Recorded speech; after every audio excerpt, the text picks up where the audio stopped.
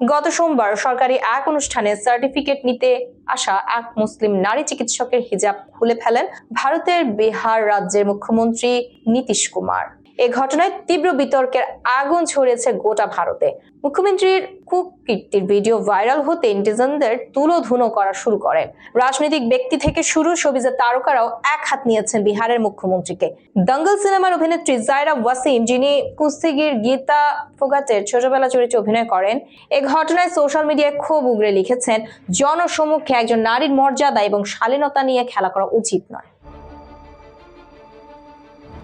বিহারের মুখ্যমন্ত্রীকে নিঃশর্ত ক্ষমা চাওয়ার দাবি জানিয়ে জায়রা বলেন, একজন মুসলিম নারী হয়ে অন্য একজন নারীর হিজাব ধরে টানাটানিকে একদম বরদাস্ত করব না। তিনি যেই হন না কেন, ক্ষমতা কখনোই সীমা লঙ্ঘনের অনুমতি দেয় না। নীতিশ কুমারের অবিলম্বে ওই নারীর কাছে নিঃশর্ত ক্ষমা চাওয়া উচিত।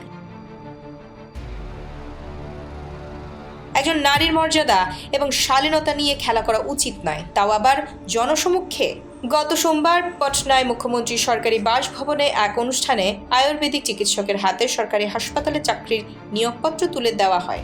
অনুষ্ঠানের এক পর্যায়ে এক মুসলিম নারী চিকিৎসককে দেখে নিজের বিকৃত মানসিকতাকে লুকিয়ে রাখতে পারেনি বিহারের মুখ্যমন্ত্রী। নিয়োগপত্র হাতে তুলে দেওয়ার পর আচমকায় ওই চিকিৎসকের হিজাবের দিকে ইঙ্গিত করেন তিনি। তারপর সবাইকে চমকে দিয়ে হিজাব টেনে খুলে ফেলেন।